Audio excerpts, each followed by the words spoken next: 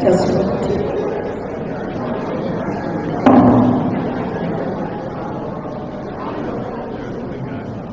well, ladies and gentlemen, thank you for being here. We're going to ask you to kindly take your seats. We will start, usually we start straight at 12 o'clock. We're going to give you another 90 seconds to kind of see if we get comfortable. We have a few more lunches over here that are available. We ordered 108 today. So hopefully you're able to get a little something to nurse you. And also there's some waters back there. If you need refill on water, just around the corner is the water fountain.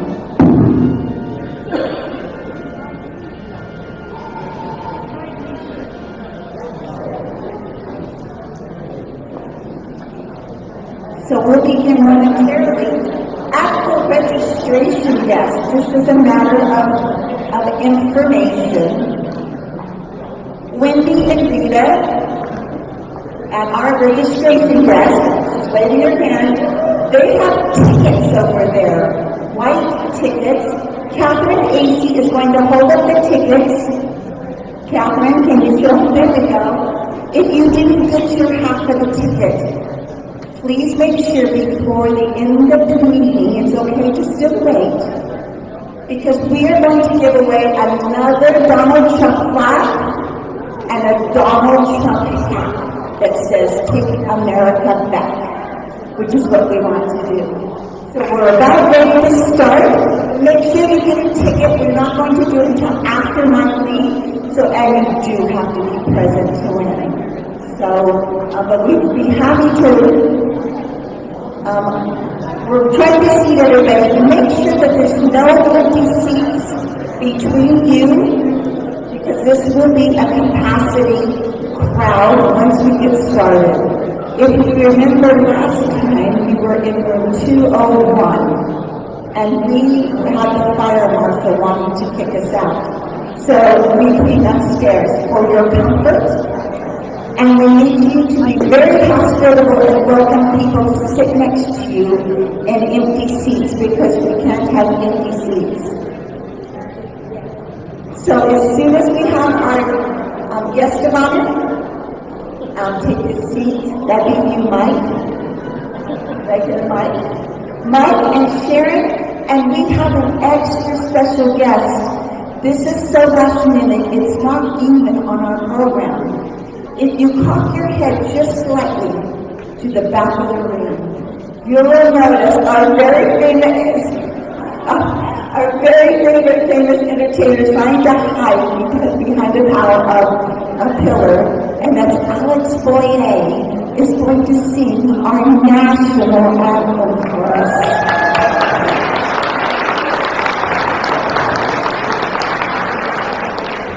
So thank you, ladies and gentlemen. As we get started on this very special day, special for many reasons, we want to extend a really hearty welcome to you on this solemn October 7th, 2024, Utah County Republican Women Meeting. We will have Tammy Flake, our Spanish Corps commander for the VFW, will be doing our flag today in lieu of Craig Thorne and Bob Bates. They have funerals that they're attending to today for the VFW. And so we will start with an invocation by our American patriot, just like the sign says, Sharon Lee, the wife, Senator Mike Lee. Followed by that, we will have the posting of the colors by Tammy Flake, our member and Spanish Corps commander, followed by the Pledge of Allegiance by Sharon Lee, and then our extra special national anthem by Alex Boyer.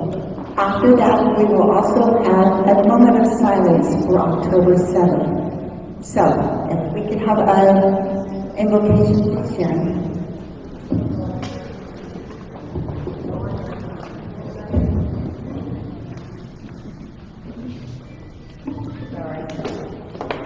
Our Father in heaven, we are mindful of the many blessings that we enjoy as we gather here, and we appreciate the chance we have to assemble, and the power that can come from that. We ask Thy Spirit to be among us, and among those we care about, that we can make some important decisions in the near future. We are grateful for the free agency that we enjoy, a gift from Thee, and we ask Thee to help us to use it wisely. We ask Thee to protect those who are public servants, that they may have safety both from physical harm, but also from the damage and criticism, and we ask Thy Spirit to attend them. We are very mindful of those that don't live in the circumstances we do, especially those in Israel. We ask Thy Spirit to be among those people, that they may find the destiny that is theirs and realize its sin. We are grateful for the chance to be among friends and to live here, and we ask Thee to help us reach out to more friends so that we can be a force for good. These things we pray for, as well as a blessing on the food. In the name of Jesus Christ. Amen. Amen.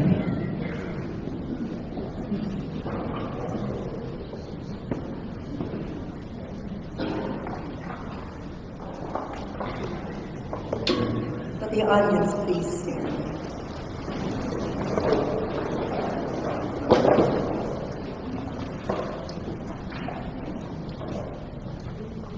Begin with me.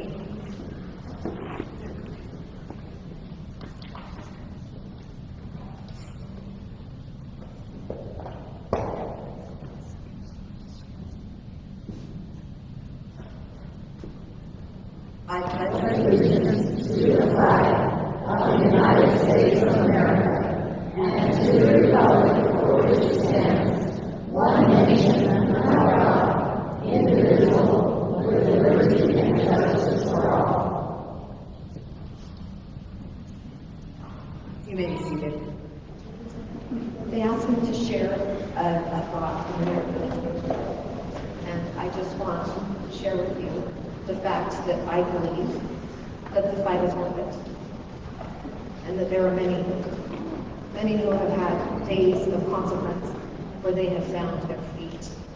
One time when I was walking in the Capitol building and it was dark and there were very few people there, it was very clear to me that the burdens that are on our shoulders are not like the burdens that have ever been carried. In fact, they have been made lighter by many. They're made lighter by each other. And we are grateful that we too can claim the rights that are ours. Those are my dreams, my hopes, and I'm grateful for a group of friends to do it.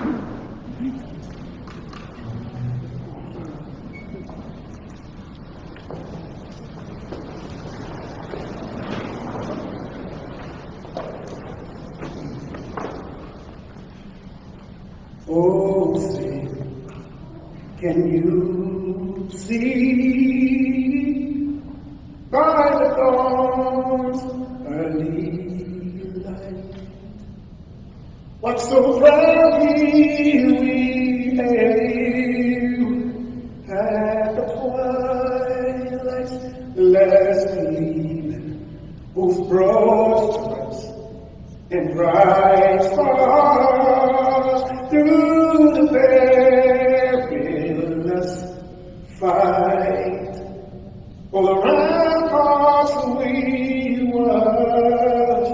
were so gallantly streaming, and where our kings corrected against the sea, here gave proof through the night that a flag was still there. Oh, say, does that star-spangled banner yet wave for the land of the free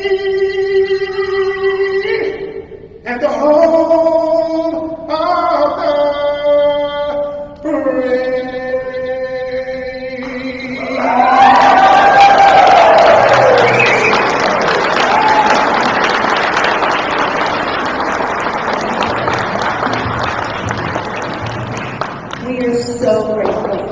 I've known him since before he was a citizen. I watched as he became a citizen, and so grateful for him to share his talents with us this day.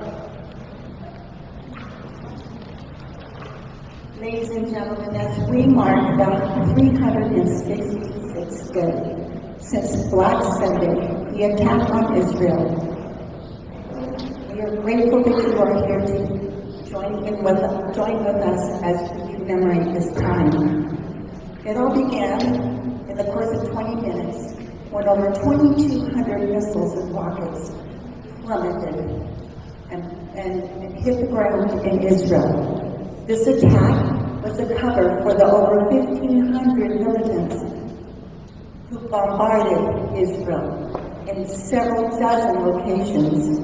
On that terrible day, 1,145 men, women, children, and babies were murdered.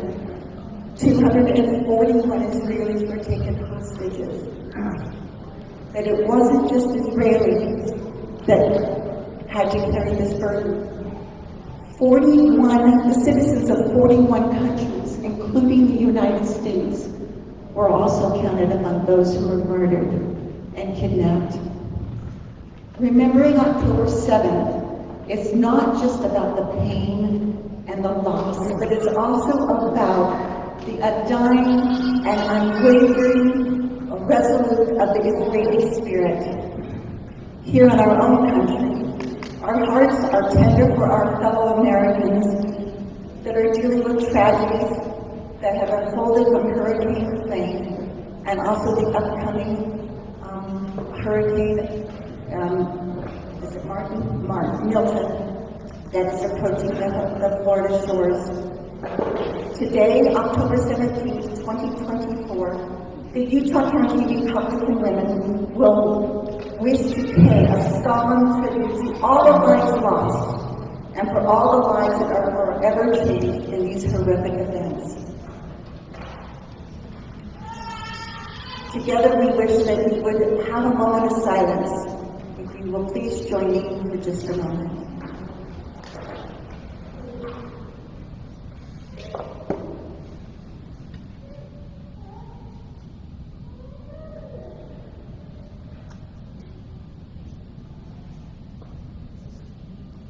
Thank you, ladies and gentlemen. As you've noticed, up here on the dais, we have also some Israeli flags along with our United States flags.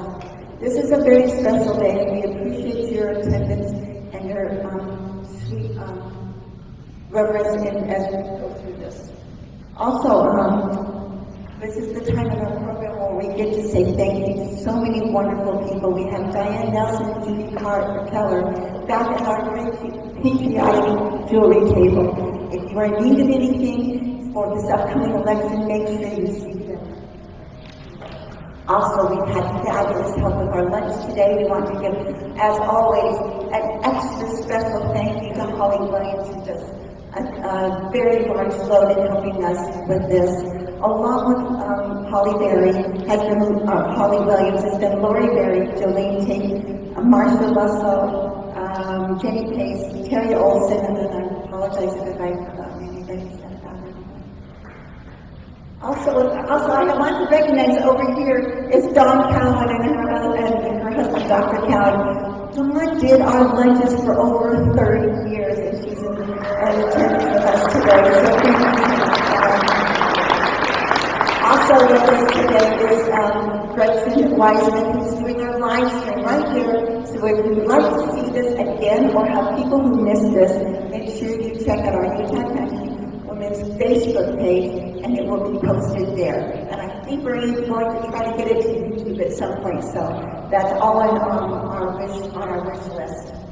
I'm going to recognize some elected officials. In the meantime, while Aaron Davidson come up, while we're recognizing some of this, I've asked him, he has to leave early today, usually at 5 minutes in the middle, and he'll tell us a little bit about fast cash voting in person.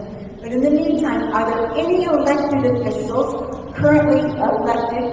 Please stand and shout your name for us all to hear. Thank you. Anybody else? Yes, Miss Carrie.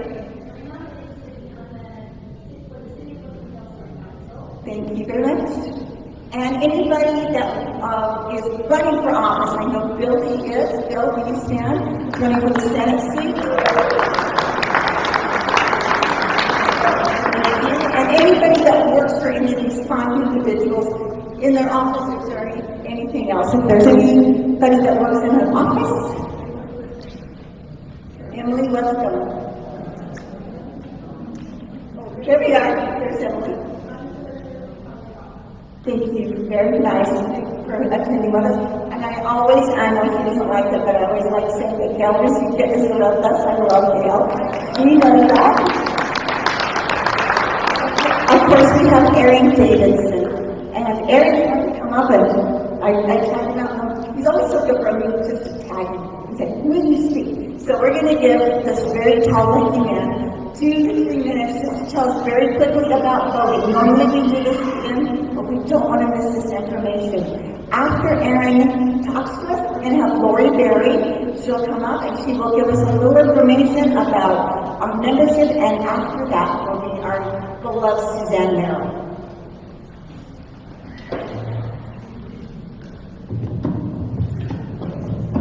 So as most of you know, I am a big proponent of in-person voting. And ballots go out next Monday. And so in order to facilitate in-person voting, Utah County has implemented a process called fast cast voting. So who used fast cast voting in the last election? Thank you very much. So fast cast voting is you take the ballot you receive at home, fill it out at home, and take it to the election in person on election day and cast it. That way you don't have to fill out the ballot at the voting center. It's already filled out. Now, the state lieutenant governor's office ran an audit on the process, and they found some minor security issues. So this year, or this election, you have to take your ballot envelope with you. So fill your ballot out, stick it back in the envelope, hold on to it until election day, and take it to the voting location. We track the ballots to make sure that people don't cast a vote twice. And there was one person this last election that voted in person with the fast cast, but then his son used his ballot envelope to cast another ballot. So we have to get that ballot envelope back in order for you to participate in the fast cast vote. So just fill it out, put it in your envelope, and bring it and vote in person. And we validate you in person with your identification. So we don't have to do signature verification. Signature verification is a very subjective matter. And we do have to throw some ballots out because signature doesn't match. So this assures that your ballot really counted, and that you did show your ID, and you did cast your ballot. So this election, please fill your ballot out, put it in the envelope, and come vote in person. And we also have early voting at the Health and Justice Building, which is the building just next to the county building across the street. You can vote there also the whole week before, and also on Saturday from 10 to 3. So there's a lot of different options to vote in person. So I encourage you to vote in person. Thank you.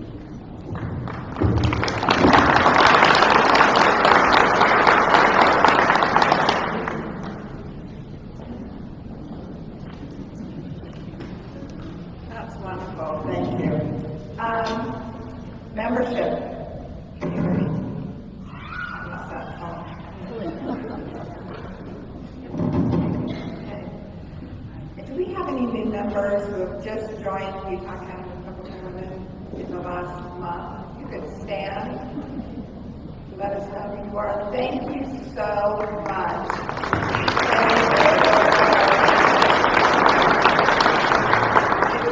Friends, relatives, neighbors that are not members, not coming to our meetings, not getting our emails, please reach out to them. Let them know how important this is, that we make a red wave this year. This is our year. I think most of the country knows this is the year to make major changes in what's happening. So please, it's $20 a year. That's not much, and that just covers our lunches and reserving the building here so that we can meet. But please reach out to your neighbors and get as many as possible to join Utah County Republican Women. Thank you.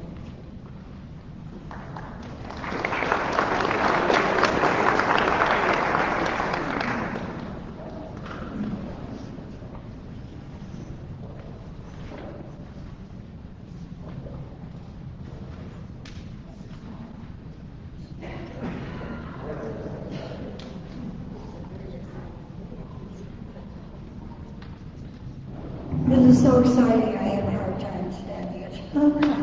And I believe you have seen him and maybe heard him at Vision of America if you came, but we have not heard him here at Utah County Public Room. He's so extremely busy going back and forth and back and forth and back and forth to Washington, D.C. So he sent his dear friend, Robert gorgeous wife, Robert Axon. Why isn't Robert here? He should be here. That's right, he's a state party chair. Justin Anthony, where are you? Stand up, Justin. Look how cute he is. You like him. And I have to acknowledge Leslie Packer. Leslie, where are you? She is Boyd Kay's daughter-in-law and very marvelous patriot. We love all these people. I have to remind you that Senator Lee has spent his career, I know this is and I'm always told I was. So I have to be a little bit organized with him today. We're grateful he's here. His father was Rex Neal's BYU president, Brigham Young University president at one time. And he is known for his constitutional reports. When he comes to Vision of America, we love to hear him. He's the expert in the whole nation on our beloved Constitution. He graduated from the law school in 1997 and went on to serve under Supreme Court Justice Sam Alito on the U.S. Court of Appeals in the 3rd District. He serves as a ranking Republican on the Judiciary Subcommittee and so many committees, you can't even mention them all. But he's been there, done that, and he's still doing it. We're grateful to him for saving this country in every way possible. He and his wife Sharon live in Utah County. They have 3 children, twins, John, James, and Eliza. He is a member of the Church of Jesus Christ of Latter-day Saints and did serve a mission in the Texas Rio Grande Valley. We're going to leave it up to him if he'd like to take a question or two. And if he does decide he'd like one, it's going to be, your question would be a one-line. Not a story, not 2 lines, not 3 lines. But one little line, that's it. Wendy is our Sergeant Army. She raised her hand and she will stop anybody that does not keep the rules. We love all of you, so enjoy our United States Senator Mike Lee.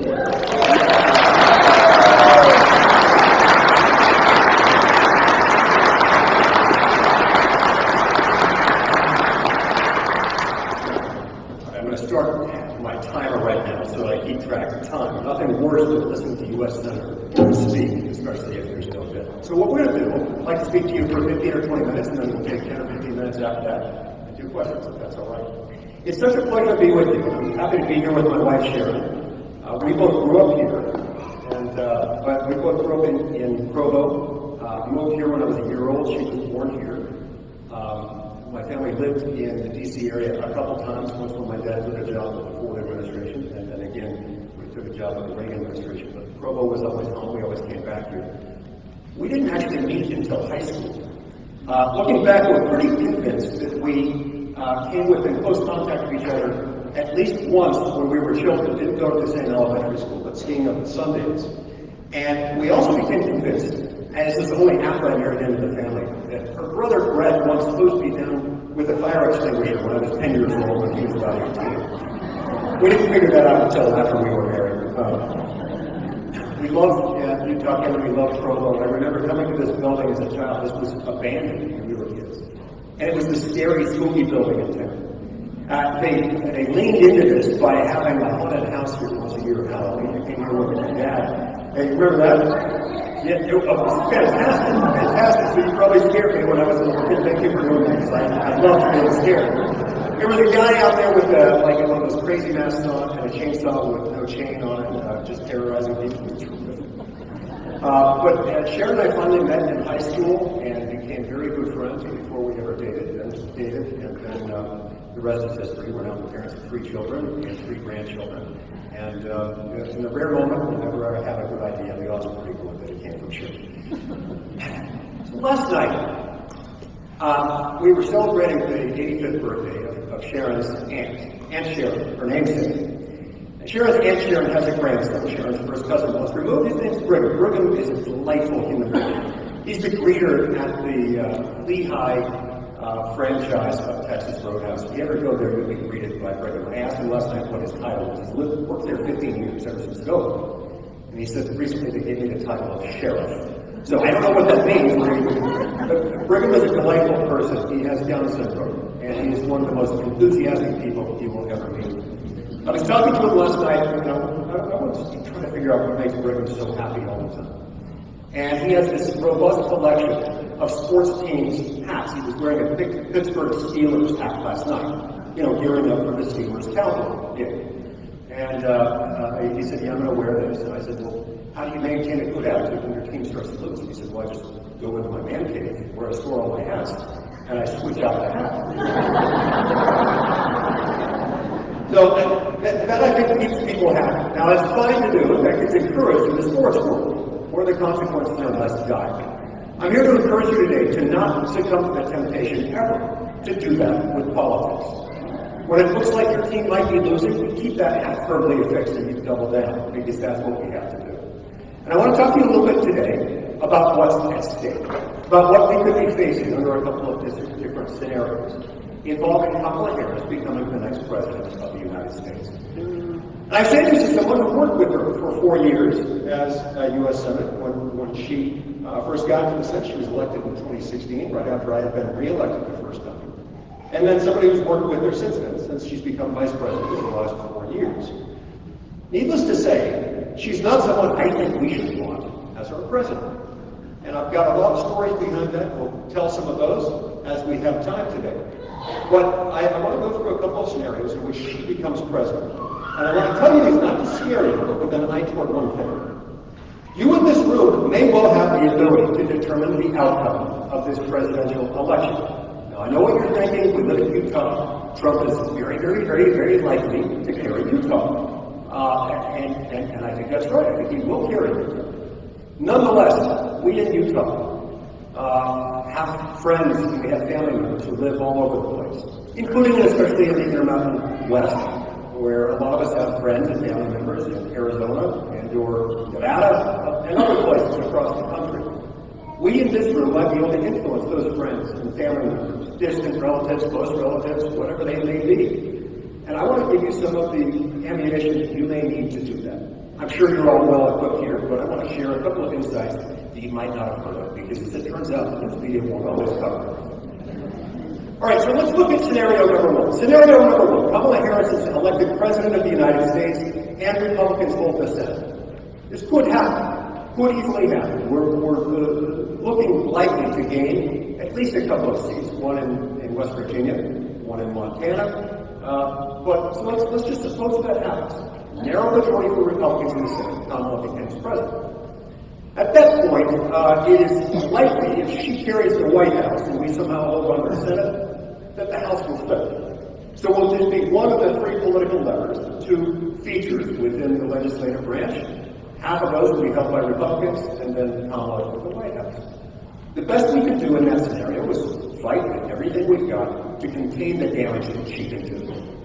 This will be made difficult by several features, including the fact that over the last 80 some odd years, we've had this dangerous pattern of concentrating power, which is exactly the opposite of what the Constitution was designed to do. It was designed to disperse power, to make sure that no one group of people, no one person became too powerful. We've done the exact opposite of that over the last roughly 85, 86, 87 years in this country.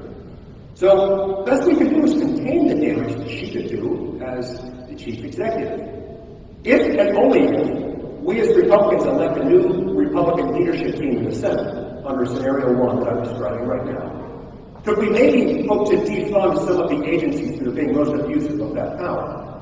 But that would require the type of leadership that we haven't had in the Senate, at least for the last 18 years. Certainly not for the last 13 and a half since I've been there. And that our Republican leadership team has not been willing to pick these fights on spending bills. And say, you want agency XYZ to be funded, then you've got to respond to our inquiries. Or you want to behave like this and that agency? Well, we're not going to fund you. That's the kind of leadership we have. Now, we've got some leadership candidates that are coming up. I'm asking them questions every day to find out how willing they are to pick fights on things like this, because we've got to be prepared for scenario one, where she's in the White House, and we've got the majority.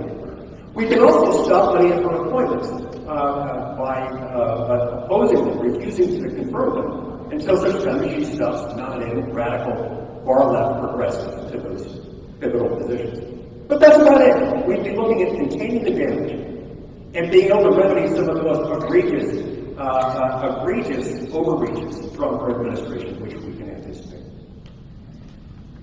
Scenario two. This one really is frightening. Scenario two is the one in which Kamala wins the White House. They keep the Senate in Democratic hands, and they win the House of Representatives. Even though polls right now don't suggest that's the most likely outcome, if the election were held today, it could happen. It could happen for a number of reasons, including the fact that we now have 30 million non-citizens living in this country. 10 million plus of them arrived in the last 3.5 years alone, and have been strategically placed in swing states around America. I saw a report just this morning indicating that in many of these swing states, the population of illegal immigrants in those states like Michigan, like Georgia, and Pennsylvania, has increased 4, 5, 6, 700% just in the last 3.5 years. This is why I fought so hard to get the SAVE Act passed, to try to get it attached to the spending bill, so as to force Biden's hand to pass it. The SAVE Act, if you haven't heard of it, is the one that would say you should have to, when you register to vote in any federal election, you should have to prove that you're an American citizen, just like you do whenever you start a new employment. You have to fill out an I-9 and produce it's either a U.S. passport or a Social Security card plus a form of government-issued ID and your birth certificate. The SAVE Act would actually make it even easier to prove citizenship than that, but you do have to do something. With 30 million non-citizens in the country, including 10 plus million who have just arrived and been strategically placed in these states, we're at real risk for a lot of these people registering to vote late and then using a combination of ballot harvesting with the operation of the Democratic Party to swing votes. So that's why I fought so hard. It was unfortunate that House Republicans were not able to get that passed. The plan was to have them pass that deep down and then force the Democrats to adopt it, or explain why they were shutting down the government over their desire to make sure that non-citizens would vote. So here's what happens in this scenario too. Kamala sweeps the House, Senate, and the White House. To figure out what she's doing there, I want to start by examining something that she did in the Senate. A lot of people are trying to give Kamala this sort of rebirth as if she's a blank slate. And you can project onto her screen whatever you want to imagine. Joy, happiness, cute puppies and kittens, and just a life of bliss. And yet, she's not a blank slate. We know who she is. We know what she stands for. And I want to start with one piece of legislation that you should all be aware of. And again, I'm doing all of this with the hope that you will reach out to your friends and family members who may live in swing states and plead with them. Don't jump on the Harris train and do everything you can to push back on it. Let's start with a piece of legislation that she pushed as one of her centerpieces of her legislative agenda in the Senate. It's called the Do No Harm Act. Now, with a title like that, it's got to be innocuous, right? It's got to be a wonderful thing. Only it does the exact opposite. It's a key safety tip here. When you see Democrat legislation, you look at whatever the title of the bill is, and then imagine the exact opposite. That's usually what it does. There's no exception with the Do No Harm Act. In essence, what it would do is gut the provisions of the Religious Freedom Restoration Act. Something that many advocates of religious freedom, including with the backing of the Church of Jesus Christ of Latter-day Saints, was adopted in the early 1990s by an overwhelmingly bipartisan Congress. In fact, only a few dissenting votes in each House of Congress separated that. What that says, in essence, is that when the federal government does something that in effect messes with your ability to live according to your religious beliefs, that policy will have to be subject to what they call strict scrutiny. You'll have to show that in order for the government to do that, the government is going about it in the most respectful way possible, narrowly tailoring what it's trying to do. And it's doing all that in order to accomplish a compelling state objective. It's not an easy test to satisfy. But Kamala Harris's legislation would essentially dump that. And she's doing it all in the name of civil rights, claiming that it's necessary to make sure that people's civil rights aren't being trodden upon by religious Americans in the name of their religion. Well, guess what that means? That means that a religious institution, like the one just right up the street here, for example, a religiously owned, largest private religious college, University of America, Brigham Young University, what if it wants to, I don't know, hire people or admit students on the basis of compliance with its honor code? And what if that honor code doesn't exactly comport with the woke agenda? Well, guess what happens to the tax-exempt status of a university like that? Guess what happens to that university's ability to participate on an even playing field with other godless secular universities around the country? It dies. But it's not just large institutions like BYU. It's individuals, it's churches, it's religious individuals and non-religious individuals alike, all of whom could be subject to the will, whim, and wish of the government. If your beliefs start to run contrary to those of the government, you lose your protection. That isn't right. Now, she pushed this aggressively for 4 years, one of the centerpieces of her agenda, and it's not something we should treat lightly. It only gets worse from there. Let me tell you what I think some of the first things she would do, in addition to forcing bills like the Do No Harm Act. She has promised that if she's given that opportunity, in scenario 2, where she sweeps the House, the Senate, and the White House, she would nuke the filibuster. Now, I won't get into all the details of what that means because it's really quite boring, but it's a short-term reference to the fact that she would break the rules of the Senate in order to get rid of the 60-vote cloture standard, take 60 votes to bring debate to a close, simple majority to pass things. She would want to break the rules of the Senate in order to change that, so that she could pass things like the Do No Harm Act and gut religious freedom. As she's doing that, she would also bring about sweeping reform. Sweeping reform, first in the name of voting rights. But her voting rights legislation would, among other things, take the authority away from state legislatures to make their own legislative redistricting rules, to make changes to their own election laws. They'd have to get pre-clearance from a Democratic politically appointed official in the Department of Justice. They would put review of campaign finance decisions under a new democratically controlled entity that would be designed to achieve political outcomes. They would pack the Supreme Court of the United States, adding an additional 4 seats to it, so that it could achieve political outcomes more likely to align with democratic world objectives. They would add D.C. and quite possibly Puerto Rico as states, thus giving 2, possibly 4 reliably Democratic seats in the United States Senate to the Democratic Party. Those are the few other things that they would like to pass. Why? Because they've told us would make it, in my view, virtually impossible that we in this room would ever in our lifetime see another Republican president or Republican majority in Congress again. What they're after, I believe, is something that was achieved in the last century by one political party in Mexico, or neighbor to the south. El Partido Revolucionario Institucional, the Revolutionary Institutional Party, oxymoronic, means really at odds. I don't know how you can be a revolutionary party that is also an institutional party, but they did it. The pre-party, as it's called down there, it dominated Mexican politics for almost the entirety of the 20th century. That's what they want to do in the United States Senate, and mark my words, that is what they will do if she is elected president of the United States.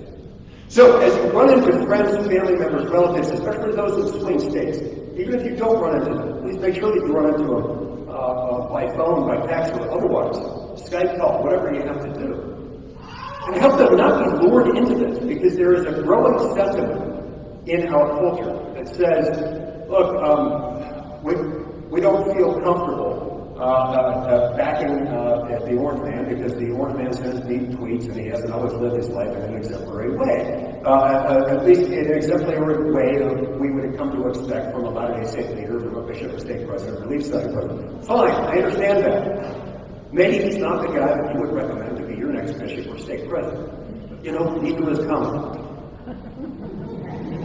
Anything you can say about Donald Trump in that regard applies to at least equal force with regard to his opponent. So if that's the case, then you've got to look at what they've both done, what they would do to your liberty, what would they do to your religious freedom.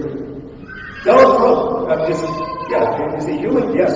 Has he made mistakes in life or made choices that you or I might have made? Sure. But we've never had a president who was an angel. In fact, James Madison anticipated this in Federalist 51, didn't he? He said that politics is itself an exercise in understanding human nature. And human nature is the whole reason we need a constitution to begin with. It restrains government because it instructs us to, get along with our neighbor as far as we can, but cut the cards. Trust, but verify. It's there to make sure that nobody can get too powerful. If men were angels, Madison explained in Federalist 51, we wouldn't need government. And if we had access to angels to administer our government, we wouldn't need this.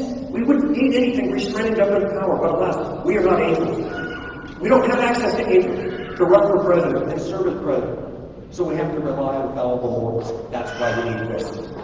I can tell you this. One of those presidents is a lot more skeptical of government power than the other. One presidential candidate in this race, Donald Trump, is skeptical of the government in Washington, D.C. And he wants to do everything that he can to train it of its power over you. Keep that in mind. And so I beg and implore of you, in the next 4 weeks from tomorrow, this thing will all be done, and that will set us on a course. I believe it's the most watershed election of our lifetimes. Please encourage everyone within the sound of your voice, anyone who you think might listen to you, especially if you're in a swing state, don't support the Democrats this year. If you want to do it in another year, we'll pump that decision for you later, but don't do it this year. The odds are too great, and they've got the guns pointed right at us. We cannot afford to let this happen. As for your Latter-day Saint friends who have been jumping on the Jeff Flake bandwagon to get behind Kamala, I do not understand this, and I've asked them publicly. I'll continue to ask them. What did you say about the Do No Harm Act? How can you possibly support Kamala Harris, knowing full well that she wants to take away our religious freedom? And religious freedom in a way that is going to be specifically harmful to Latter-day Saints. Don't do it. Don't trust it. Not now. Not ever. So, I promised my wife that I would hand out a happy note before we open it up for questions. And I will do it this way. The reason I think that things are going to turn out well, number one, people in this room are going to realize that people in this room could spell the difference between victory and loss. You're a powerful group of people. I know you. I know your ability to move mountains and to move opinions here in the state and elsewhere. You and people like you around our great state and throughout other parts of America are going to make this difference in this election. George Washington, when he left office, was full of a conflicting set of emotions.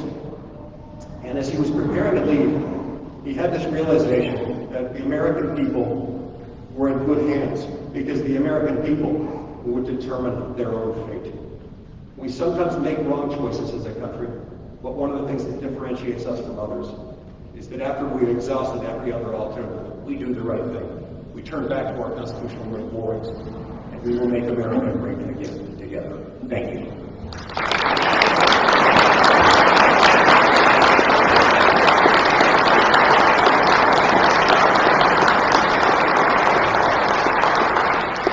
Okay, how do we do this? Lori Jerry has the mic. Great, fantastic. One line question. Oh, go ahead. I'll leave it to your job. Go ahead. Since elections are under the jurisdiction of the states and its counties, why would a national voter ID law not be unconstitutional? Article 1 of the Constitution gives us the power to set certain terms and conditions relative specifically to federal elections. It would be unconstitutional if we tried to do it with state offices. It would be fully consistent with our authority under Article 1 if we were to do that. So, yeah, the state act is constitutional. Okay. Should be on. There we go. Okay. Who do you see as replacing Mitch McConnell? Oh, great question. Who I see is replacing Mitch McConnell. There are currently 3 candidates for Republican majority leader, hopefully majority leader. John Thune, John Cornyn, and Rick Scott. All 3 of them are my friends. I really enjoy the company of all three of them, work well with all three of them, and I could work well with any of them should that person become the majority leader. Now, I will say that John Thune and John Cornyn have both served as whip under the current majority leader, Mitch McConnell. One concern I have about them is that if they have served for that long, 6 years each of them, under Mitch's leadership, if they think that Mitch's leadership is how we ought to have our leadership moving forward, that's a concern. So I've been sitting down with all of our leadership candidates individually, multiple times, explaining what I want to hear from them. So at some point between now and about a month from now, we'll be holding our leadership elections, most likely on the 13th of November, the week following the general election. And particularly during that 1 week period between the general election and the Senate leadership election, I hope and expect to be hearing from each of these candidates about what they would do to lead the party forward. I've identified what I want to see. I want to see somebody with a bold Republican agenda for how they're going to achieve Republican gains through their leadership, rather than just saying, "I'll do good stuff generally." I want to see what they're willing to do in order to empower the party and empower the principles that we stand for, or rather than just accumulate power around themselves so that they can reward their friends, punish their enemies within the party. And that's how we've had it so far. I want to hear what they would do specifically in order to get Trump's nominees confirmed, about what they would do in order to use must-pass legislation in order to shoehorn in key reforms that we want to see as Republicans. That's what I'm waiting to see. Right now, Rick Scott has shown the most promise in terms of being a reform-minded candidate, and so he's got the edge in my view. I would like you to explain why the Democrats keep throwing at the Republicans that we downed the border bill. Yep. And that's a bunch of phooey, and I need to know why. I think that is the technical word for it, is phooey. I'm appreciative that you used the correct terminology to use it. Look, let me tell you what happened there, because the media is not reporting this right. It's thrown out in the debates, and the debate moderators, of course, won't give our people a chance to respond. I talk about it on X a lot, but not everybody reads X. But here's what happened there. About a year ago, there was an understanding within Congress that Democrats had something that Republicans didn't necessarily like all that much. They had the objective of wanting more Ukraine funding. And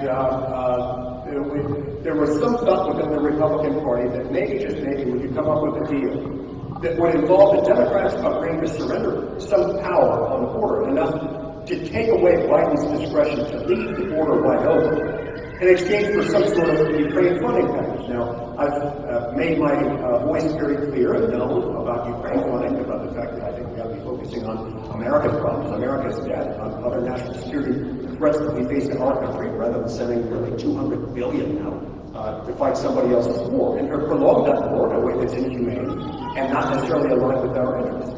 But, just the same, there was some thought that maybe if this is a way to secure our border, let's see what can happen. Mitch McConnell appointed one of my friends, a guy named James Lankford, senator from Oklahoma, to negotiate a bill.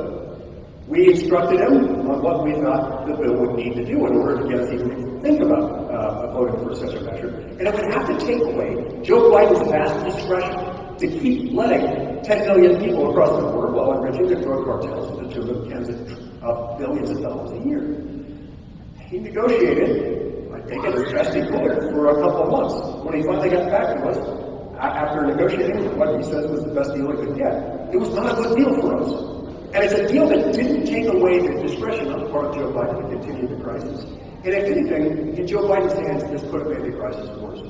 So we decided, after looking at it, it wasn't worth supporting. We tanked it before Donald Trump ever said anything in public about it. Instead, the narrative had become, well, Republicans tanked the bill because Donald Trump wanted to preserve the border crisis issue to make himself the savior of all that. That's absolutely nonsense. It's demonstrably false. It's not in the order in which it happened. We had tanked that bill internally before he ever said a word about it publicly. And we tanked it with good reason, because it would have made the problem worse, and it didn't do what it was supposed to do. One more thing to say on that.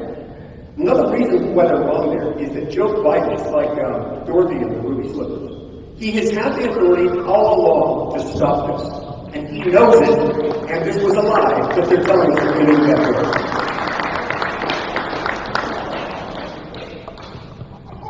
Is there, Sorry, I can't hear you. is there anything to be done about FEMA? Yeah. Look, the short answer is, if I could just be frank, I don't know why we could ever trust FEMA again. I don't know why we should put that in. If we're going to have this kind of response, where they had, over $1 billion, and they just shelled it out on their own to fund illegal immigrants coming into the country, to provide them housing, health care, and so forth, I don't know why we would trust that entity again. We'd almost be better off having the states enter into a series of interstate compacts and having an insurance arrangement to help with natural disasters. Some kind of formulation that would be better. Senator, as you know, I serve as president of the Republican Women for the state of Utah, and therefore I also sit on the National Board for Republican Women. We had a call with our sister state presidents in the area of the hurricane on Saturday morning, and they're really worried about not only election integrity, but just the ability to vote. No power, no water, some of the roads are washed out, some of the cities are decimated. Although it is a state's right for voting, is there anything that we can do nationally to help those states make sure that we can have a fair and equitable election cycle and that these people can vote? Yeah. Kerry, thanks for asking that. That is important. I'm convinced that the single most important thing that we could reasonably accomplish there is to just get the feds off their backs. Now, ideally they would be in there, and ideally they hadn't spent all that money on orchestrating an invasion of illegal aliens into our country. But at a minimum, if they just stop interfering with the ability for private citizens and state and local officials in North Carolina to get things done, it'll be okay. But right now they're on the ground telling people they can't do what they're doing. You hear reports of these FEMA officials walking into these makeshift hospitals, orchestrated by free citizens, paid for at their own expense, and saying, we're going to shut you down because you don't have the right permit. That has to happen. Thank you. My wife had a follow-up question on something. Go ahead. So when it comes to voting correctly, when it comes to people being able to vote, having access to vote, do you think that in that circumstance mail-in voting is a good idea? Or do you think it's better to provide a way in which people could vote in person? Look, generally speaking, I think we'd be better off as a country, and this really is up to each state. I think we'd be better off as a country if we went back to in-person same-day voting.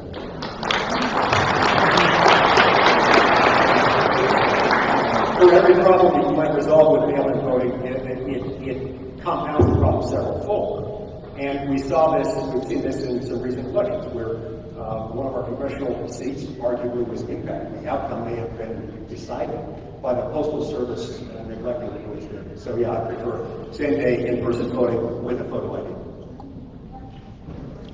Recently, Kamala released an ad featuring generals and leaders who supported Donald Trump, including Mike Pence. I'm looking for your reaction.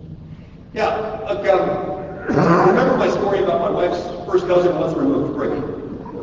Brigham switches his hat in the middle of the game, depending on who's winning. And my hat goes out to Brigham on that. It's quite a good idea. It can save a lot of emotional turmoil. That's great to do with sports games. It's not great to do when it comes to when your country's on the line. And you've got one party that hates free markets, capitalism, freedom of religion, hates federalism and separation of powers. We can't do that. So it saddens me greatly to see a number of Republicans who should know better jumping on the Kamala Harris train. She's not who they think she is. They think they can project on her pearl, peace, joy, happiness, cute puppies and kittens, whatever it is that they think. And that's not there. She's not that person.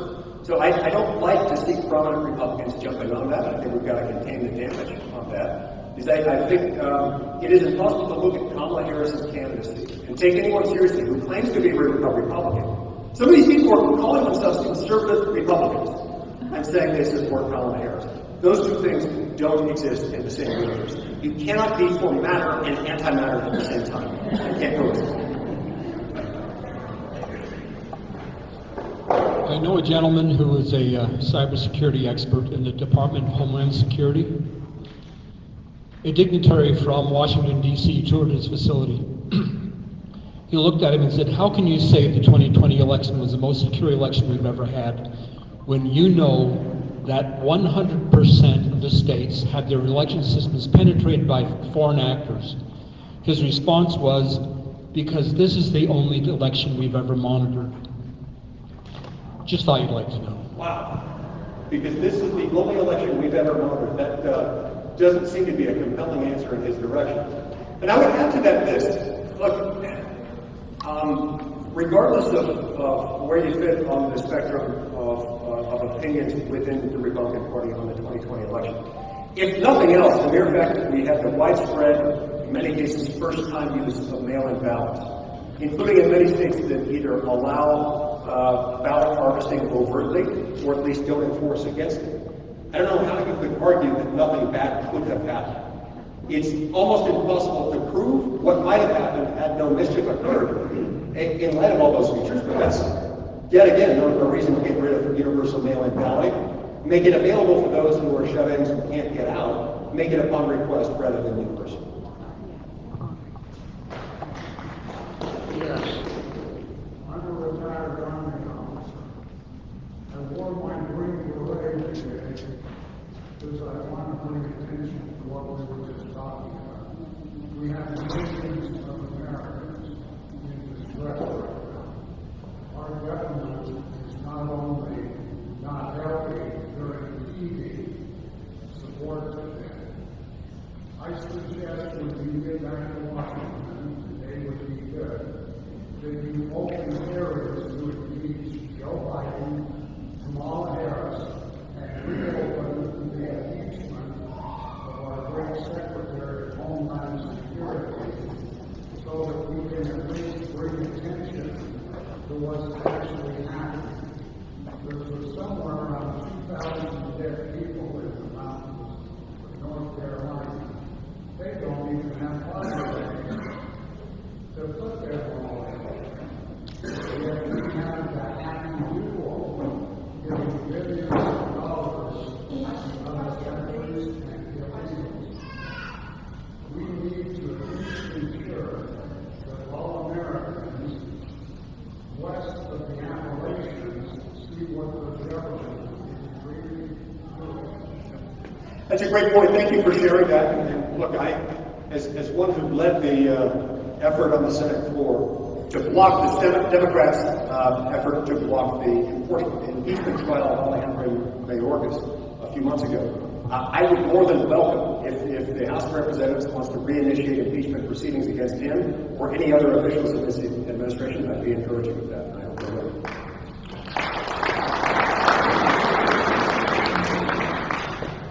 Many of us who support Trump have been a little concerned about some of his comments or his position on abortion recently. He seems to be trying to thread a difficult needle. I wonder if you could just provide some clarity there that provides some reassurance to those of us who are pro-life. Yeah, no, I totally get that. And as somebody who became pro-life immediately after coming to an understanding of Roe versus Wade, when my dad first explained that case to me when I was 10 years old, it made him really happy when I said, I don't see why that was an appropriate decision. I don't see anything in the Constitution that makes it federal. And I certainly don't see it as anything that should be decided at the federal level only by unelected judges rather than lawmakers. I think my dad actually teared up realizing one of his kids listened to his discourses on and as someone who is avowedly pro-life and started arguing with abortion rights protesters at the age of, I think it was 11, when I first had my first encounter with them, I share some of your concerns there. But let me set those at ease as best I can here for you. Trump overall is taking the right approach with regard to life. I wish I could coach him on a couple of his editorial comments, but his overall approach is essentially this. Dobbs, what the Supreme Court did in Dobbs was right. That's the right way to handle this. It is not a federal issue, a federal constitutional issue, such that it has to be decided by the courts, or should be decided by the courts. It should go back to the people's elected lawmakers in their 50 states. I wish he could say that and then do a full stop. And if he wants to add to it, he should say one of the reasons why we should be content with that is that that's how we save the most of babies. When people describe themselves as being feminist, as being pro-woman, I always want to ask the question, how many tens of millions of women would be alive today but are not because they were aborted as babies and never had the chance to win? If there ever were a feminist issue, that is it. Especially given the prevalence in some cultures, even in parts of our country, of sex-selective abortions. Before you even get to the issue of abortions targeted as if for genocide, babies with Down syndrome or other conditions. The way we save the most babies is by putting this back into people's elected lawmakers, typically at the state level. And I wish President Trump would stick to that. But even though his editorial comments don't always go there, his big picture is in the right direction. And that's how we save the most babies.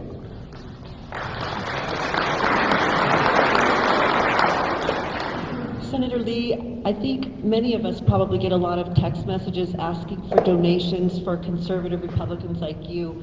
And I'm wondering what organization can we really trust that the money actually gets there? I get a lot of texts from WinRed.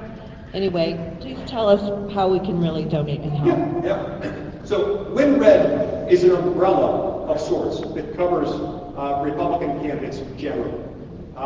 Some of it will depend on who within WinRed is the initiator. If it's my campaign doing the initiating, it'll go to my campaign. If it's the National Republican Senatorial Committee, it will go to that committee, but it may not be spent in exactly the way that you would want. So anyone who is using WinRed, look at who is signing it and what organization it's going to go to, and that'll tell you a lot. There are some conservative groups on the sort of the super PAC side that I really like and trust. One of them is called the Club for Growth. I really like them. They're fantastic. We can talk later if you'd like to find out more organizations. I've got a super PAC that I work with a lot called the Constitutional Conservatives Fund. There are a few other good ones out there. Okay, hello. I have to sit to ask you the question. Recently, the United Nations passed a pact where all of the nations in the world agreed to that pact. Will you please address that and also how that either helps Kamala or detain President Trump, who we will. Yeah, which UN statement are you talking about? The UN pact. I don't know what that is. Like a political action committee, you said? No, they agreed to a pact that would Is it the pact for the future? yeah, here, a pact for the future. Do you want to explain? I think she's talking about the pact for the future. And what's that one? Do you remember what that does?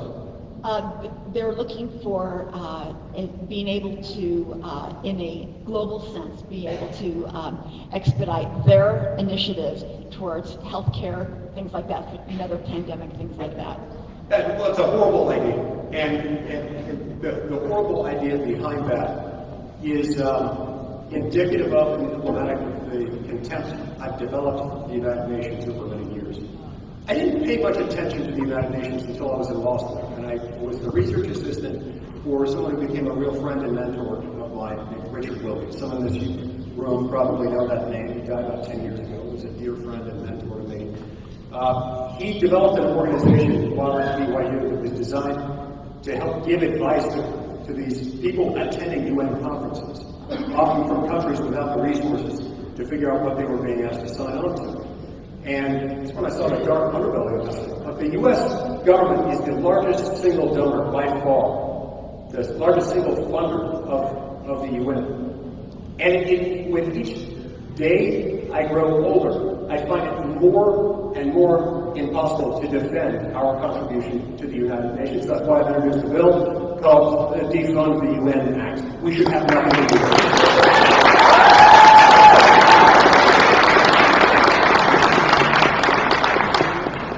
Senator Lee, thank you so much for your support of the SAVE Act and also these Trump-endorsed Senate candidates. I've been following carefully. We're proud of you for that. There are recent allegations of fraud in Spencer Cox for Governor campaign, and just wondering why you decided to endorse Spencer Cox over Phil Lyman as governor.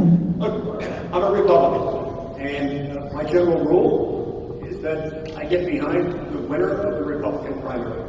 And that remains true, regardless of what else is out there, regardless of what political differences might exist within the party on that. That's my general rule. I departed from it once about 10 years ago. I don't intend to repeat that mistake, and I'm not going to here.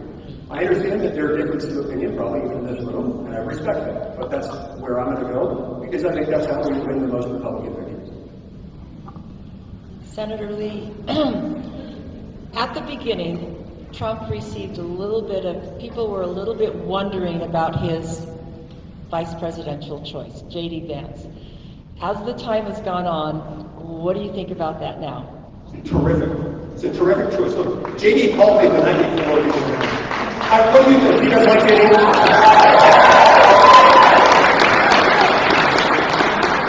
J.D. called me the night before it was announced. We weren't sure what was going to happen. He said, I'd like to make one last request to President Trump. I said, it's late. He's like, I don't care.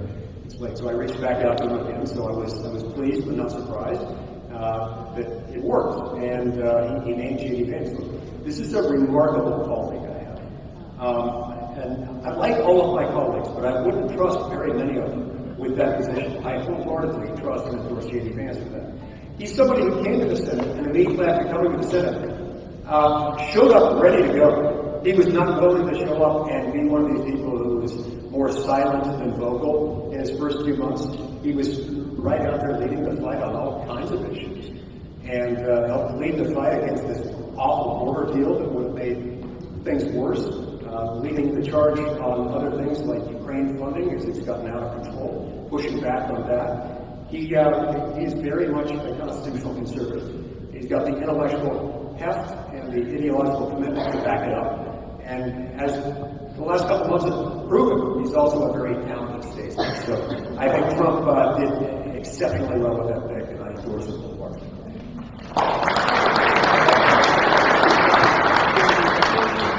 Tired of seeing.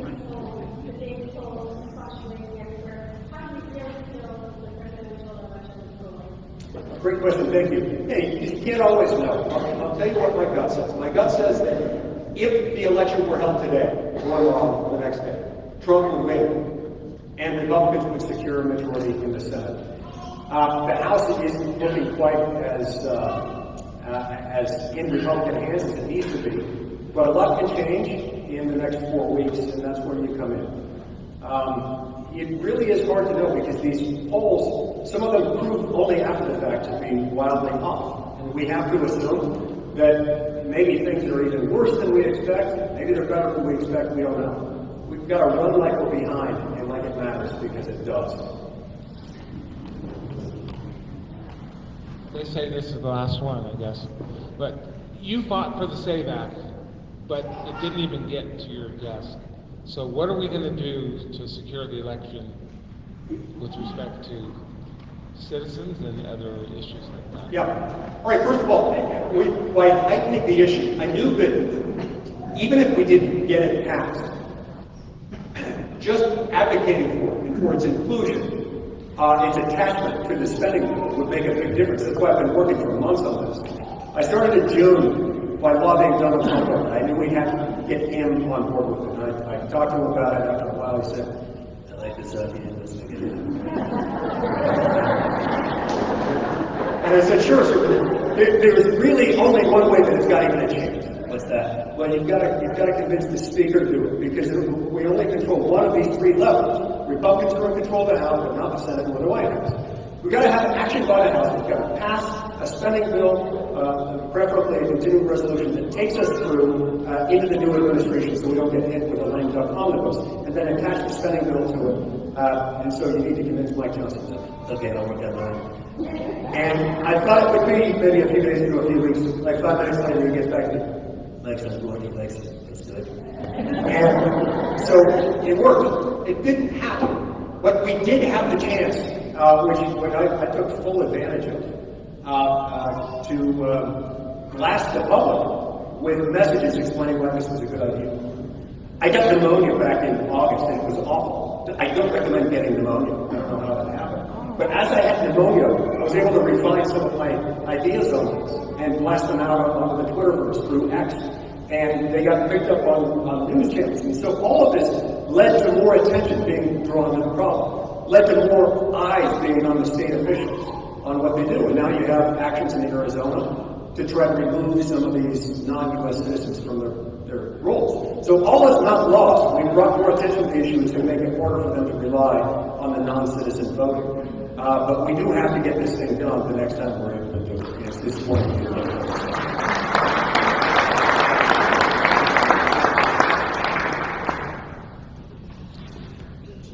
Good point. Okay, one more question. I want to follow up on that. Sharon reminded me there's a piece of the SAVE Act that you need to know. What's made it necessary, and necessary of late, is a combination of factors. The National Voter Registration Act of 1993, the so-called motor voter law, passed 31 years ago. But a few years ago, the Supreme Court of the United States misinterpreted the MVRA to say that state officials may not request any kind of proof of citizenship when reviewing the motor voter forms, leaving it so that all you have to do is check a box and sign your name with no independent verification to get your citizenship. Meanwhile, something else has happened. In all 50 states plus D.C., it's now possible to get a driver's license as a non-citizen. In about half of the states, it's possible to get a driver's license even if you were an illegal alien. So if while applying for a driver's license, you can just check the box and sign your name, it's easy as pie to get this thing done.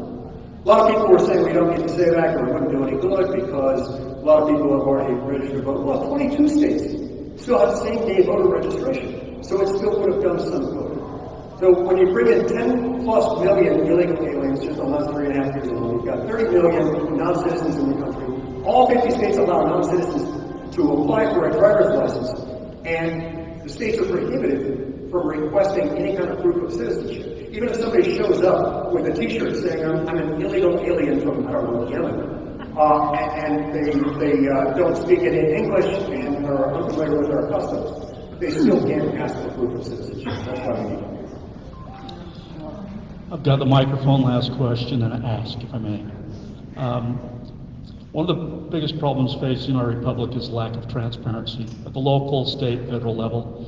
My objective is to try and get cameras live streamed of all judicial proceedings so that we don't find out 3 or 4 years after the fact that a decision's been made in the dark that affects us. Could we get your support? We've talked about this just briefly on the town hall where you said sans the Supreme Court deliberations, oral arguments should be live streamed so we the public can know what public business is being conducted. So would you just briefly, transparency? Yeah, so as a lifelong fan of the Supreme Court, started attending Supreme Court arguments for fun at the age of 10, I love the idea of being able to watch those on TV. We do have something that's close to that now, but they've started releasing same-day audio transcripts of the argument, and that gets you almost all that you need to get at it. So my big concern there is for separation of powers. I don't believe it's appropriate for Congress to tell another branch of government what it has to televise versus releasing through a semi-live audio transcript. So if they want to do that, I will not oppose it. But I don't think it's appropriate for us to force them to do that. And that's part and parcel with what I see as the problem with this whole raft of so-called judicial reforms that the Democrats are trying to push on the Supreme Court, including the new code of ethics that they want for the court. Keep in mind, this is just being pushed by Democrats for one simple reason. They want to make it more easy for them to make life difficult for the conservatives on the court. That is their sole objective in doing it. That's one of the reasons why I oppose it. It's a solution in search of a problem, and I would hate to see this get caught up with that. That said, like I say, I think what we've got right now is about as good as we can expect in terms of the same day oral argument for recording. You used to have to wait years, and then you could request an argument transcript and you had to pay for it. They release it the same day, sometimes release it live as it is, and I trust the court to make that real. And I know that was the last question, but we're going to go back. There was one other question. Oh, yes, on the abortion thing. I feel impressed that we need to close the loop on that. One other thing that you should keep in mind, if you were someone who, like me, is concerned about preserving and protecting the dignity of unborn human life.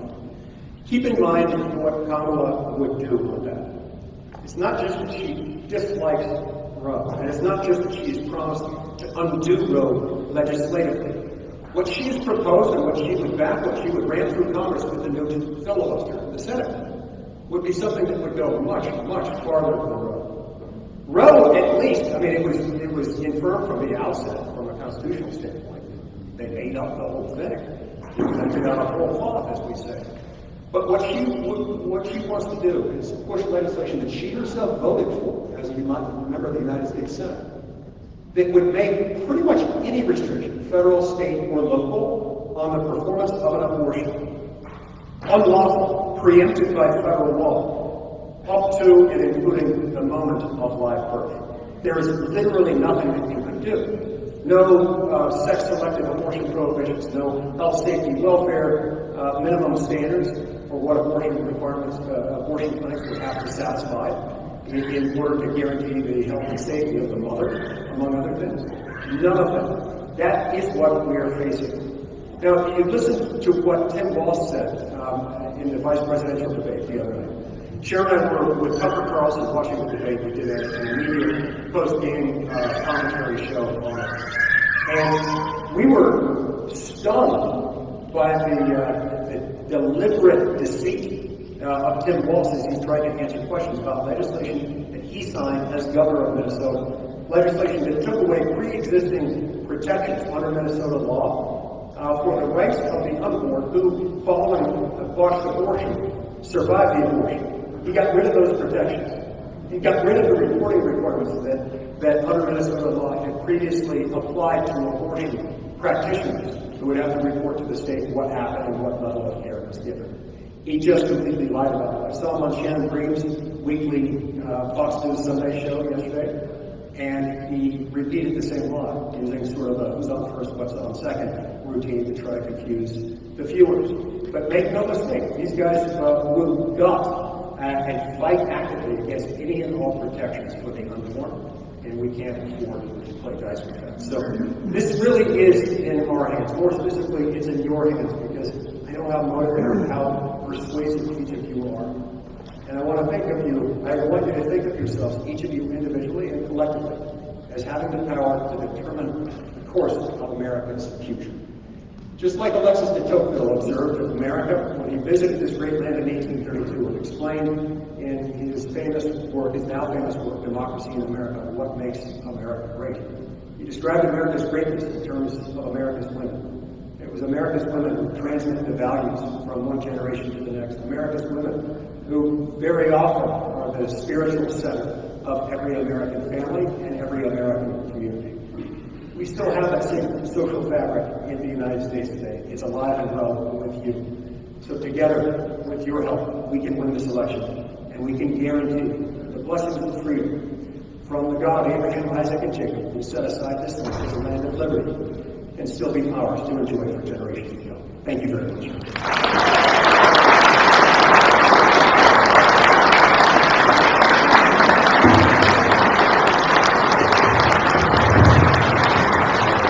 Again, a big thank you to Senator Lee and Mr. Vice Chair. Thank you.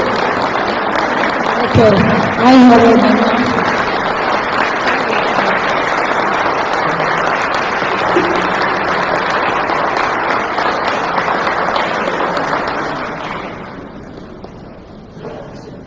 November the 4th, we have Senator Mike Kennedy as our speaker, soon to be the United States Congressman if we're voted in. And we're grateful for him, especially grateful that our United States Senator Mike Lee has been with us today. That's the blessing of all time. Thank him again. Let me just tell you quickly, thank you, Senator Lee, a quick story from Vision of America. This man is, Senator Lee is prepared always to save our country. Have you not been in his presence and heard his words and not felt that? At our Vision of America, I have two cutouts, one of Abraham Lincoln, one of George Washington. George Washington took a tumble at this event, and I'm not kidding you, the first person out of their seat to help place him on the stage was Mike Lee.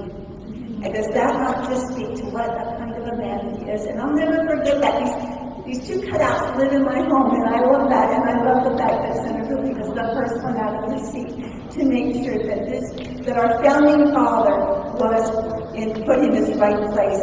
So thank you, Senator Lee, for all your wonderful time, effort, and energy, along with your sweet wife, that you put into saving our country. Thank you everyone for all your wonderful questions. Now, just as a reminder, I know that Senator Lee probably has to make an exit here. Probably got things to do, but we do have, if you have your white ticket, we have a Donald Trump flag and a Donald Trump hat to give away. If somebody can bring the tickets right there, Wendy's going to bring them up, and Rita's going to bring them up. Wendy, can you bring me the flag and the hat, please? Get out your ticket really quick. We're going to make this work really fast. And you know what? I will be remiss for not thanking Alex Boyer.